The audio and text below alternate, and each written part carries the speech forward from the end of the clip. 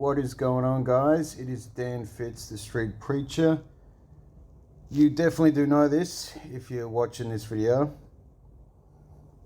I've seen a lot of people turn to God, turn to Jesus, and they talk about their transition or finding God or the convert, whatever you want to call it, born again, whatever you want to call it. And I understand most people's basic understanding of religion is, like I said, basic. So as I've watched these videos myself, I thought they're kind of overdoing it a little bit. The average person would think, did this person just drop like a heroic dose of shrooms and start talking about Jesus? I get it. It's a bit over the top sometimes. So with the name The Street Preacher, you probably kind of understand there's some religious aspect to what I talk about. There's some, God, Jesus Christ, the Holy Spirit. That is my belief system. That is a huge part of my life. And I can understand the reluctance or the denial or atheism. Once upon a time I was in prison and I used to go see the prison church minister for something to do. I'd go there with my friend and there'd be other guys there, and now I'm not sure if that was his job or he was just volunteering his time, but in my infinite wisdom back then, I used to argue with him and I would say things like, if God exists, why do bad things happen? And I thought that was a pretty good argument. Yet here is some guy who's either employed or volunteering his time to help dead shits like me back then, and I'm the one who's so infinitely wise, yet I'm going back to a prison cell and he's going home to his family.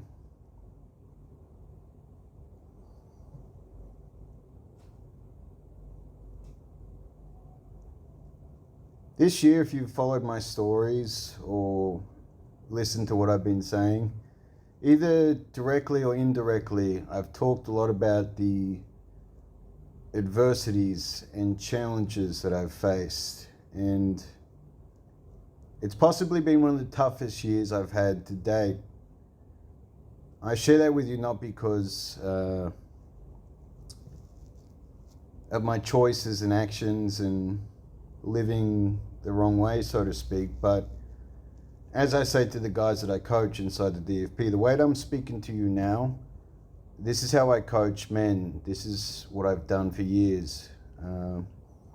Through Zoom, I've had in-person seminars. I've had guys travel overseas for the wisdom, knowledge, the connection that we have inside the DFP Brotherhood. And I've been very blessed that I've been able to change not just the lives of the guys that I work with, but then in turn, their kids, their wives, their workplaces are better. And I'm very blessed for that gift and that ability and the skill set that I can't put down to anything but God himself. I failed high school. I was kicked out of high school. I went to prison.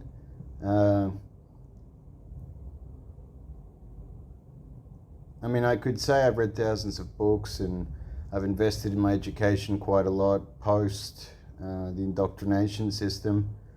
And I've worked with doctors, lawyers, the government, police, some very intelligent people in my career.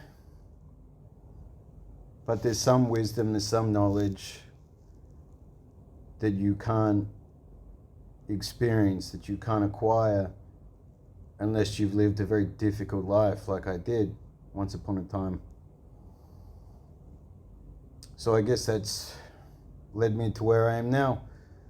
For understanding's sake, I sat down with God in a cafe a while back where I'm not sure if I died or I was just knocked unconscious, but I was sat down with God in a cafe for understanding's sake, and he said to me, I made your life that difficult up until this point that You now have the knowledge, you now have the strength. Because you have to have strength in this game. You motherfucking hermit crabs with your no profile picture and your random name that's not even yours because you're too much of a pussy to put your face to your name and say what you actually think in written comments. I mean, I've been doing this for a long time. Guess how many people have confronted me in the street? Fucking zero. Because you're bitches and you're pussies and you're little hermit crabs and you type away. Reason why I say that is I know this video will get some flack. Some people will understand exactly what I'm talking about. This will kind of open some minds a little bit. And although I am a man of God, I am what I would consider an Orthodox Christian, you will feel the wrath of God if you talk shit to me in person. Don't doubt that. But more importantly, I understand where you're coming from. I feel empathy for you. I actually feel sorry for you. When I first started this game, I used to get thousands of views. My content used to go viral until I started talking too openly and too honestly. And with as much love and as much abundance and as many people as I helped, comes with hate, comes with negativity. And once upon a time it used to upset me. It doesn't now, but I guess I'm trying to get your attention before you start typing your little, oh, man in the sky, or I hate you, street preacher. That's good. Why are you watching my videos? Why are you listening to me? Why have you watched all the way up until this point just to write something negative? I mean, I had this one fool, and here's the thing. If I didn't talk about him, no one would ever talk about him. But I have to use this example. I had this one fool who used the title of one of my videos, and he's like, oh, I thought you were dead. You're just another, I don't know, some negative shit. I don't even want to waste my time talking about him. And where's my theme music? Let's bring that. Here we go.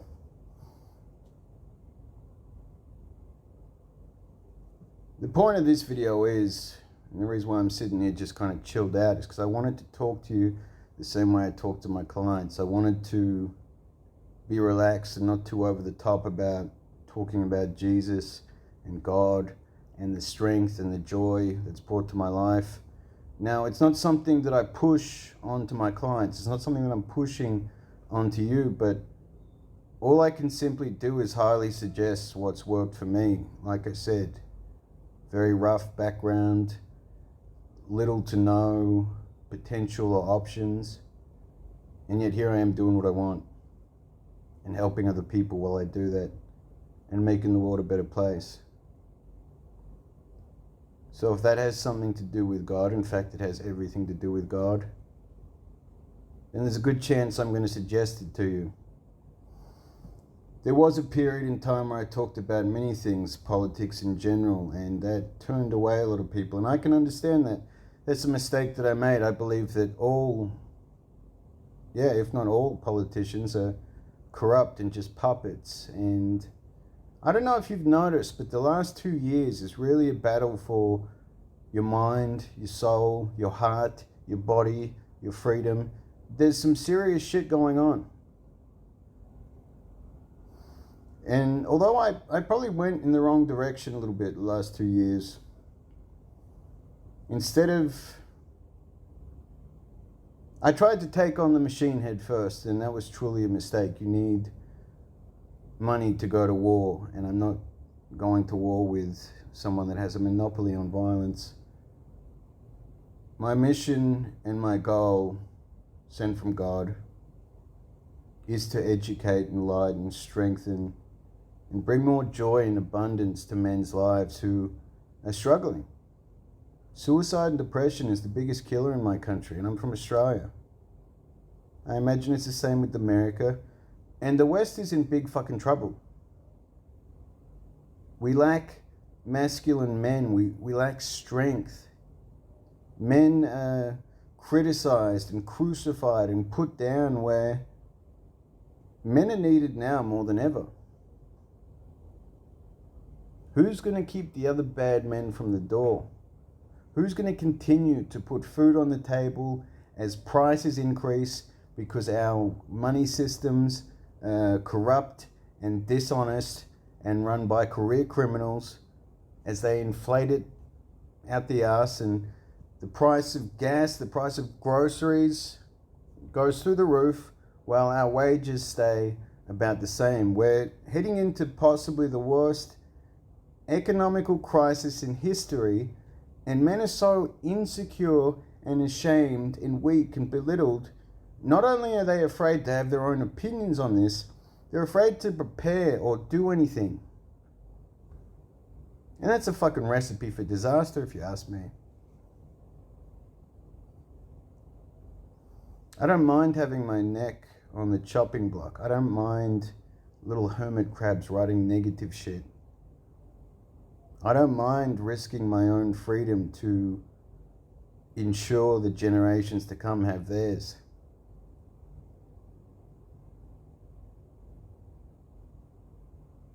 So while I do have the ability to speak, while I do have the ability to change hundreds of lives, if not thousands all over the world, that's what I'm going to do.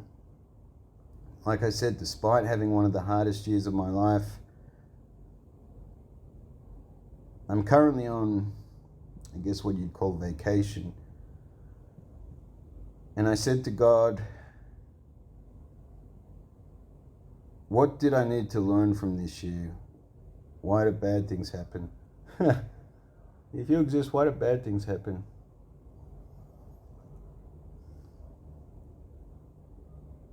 Now, I was introduced to God by one of my best friends, if not a brother to me. I'm the godfather of his son.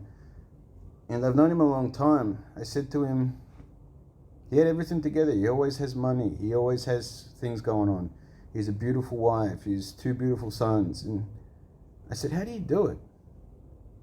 Where does your strength come from? Where does your wisdom come from? Where is this abundance coming from? And he said, man, I just put God first. I understand my values. And everything looks after itself.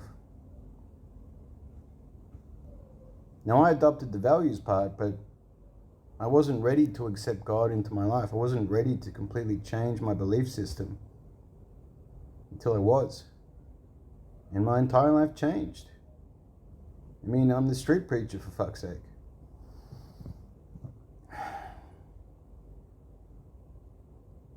So that being said, God said to me recently, if you ask for help, if you ask for guidance, be ready for the fucking answer, because you'll get it. I mean, instead of attacking each other on social media and writing emails to politicians who don't give a fuck about you, why don't you ask God? The kingdom of God is inside of all of us.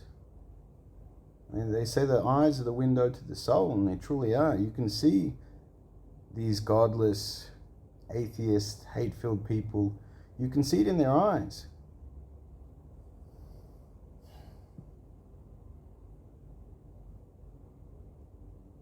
And I want to help as many people as I can like this. Not just find God, but just find happiness. Just let go of hate. Just let go of all the reasons that you could possibly have to feel negative and hate-filled. Trust me, I could go on about the things that have happened to me this year, but I'm not going to.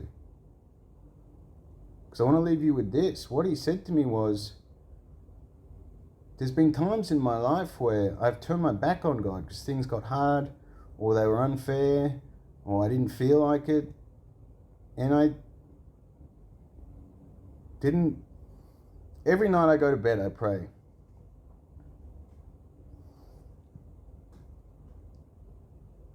And my ex will tell you this. Every night I go to bed, I pray. In all my troubles and all my problems and all my challenges, I leave with him. And in the morning, he gives me the strength to get back up and keep going. That's how I made it through this year. That's how I made it through truly one of the most difficult years of my life. I'm not even talking about prison. I'm not even talking about the craziness that I've been through in my life. This year I was tested in every way possible a man can be tested. I never quit, I never give up, I never back down. And God said to me, the way you sought me out during these difficult times, the way you reached out to me during these difficult times, the way you talked about me during these difficult times, I need you to be like that all the time. And he's right. They say when someone's in a war zone, in the military for example, they start believing about God pretty quickly when the bullets start firing. Oh God, please help me. And it's true, when things are good, you take them for granted. When I had everything I wanted, my prayers weren't as serious. My belief wasn't as deep and meaningful. And although I would not like to experience this year again, and I can't change the past, and I can't get back the things that I've lost, whether I even want them back, this lesson has been invaluable. This lesson has been priceless. And the very fact that I'm talking about this subject so openly and so honestly to you, knowing that there's going to be dead shits writing negative things, knowing that this could turn away more guys from seeking my guidance than actually signing up with me. It's worth it to me because these are my values, these are my beliefs. I'm putting God first, and I'm Dan Fitz, the motherfucking street preacher, and there is no man I fear.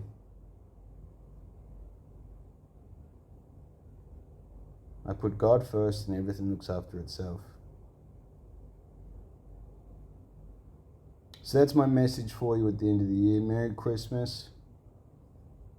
Hope you have a safe and happy New Year. And I love each and every single one of you. Doesn't mean I have to like you. And I hope this message and I hope this information serves you well. Because like I said, I was once an atheist, no hope, no future, in prison, 21-year-old. And now I'm sitting here in a country that I wanted to visit. I'm going out on a yacht tomorrow with a good friend of mine. What can I say? I was forged in the fires of what I can only describe as multiple versions of hell this year. And instead of feeling sorry for myself, instead of being a victim, I'm here trying to help you, because that's what this is about at the end of the day. Believe it or not, there's things that I'd probably rather do than sitting here talking to you for 20 minutes. But also at the same time, there's nothing else I'd rather do, because this is what I'm here to do. God bless. Godspeed. I look forward to checking this one in a couple of days, seeing whether I've enlightened a few people or I've triggered a few people. Probably both. But at the end of the day, I just appreciate that you watch it. God bless. Godspeed. See you on the next one.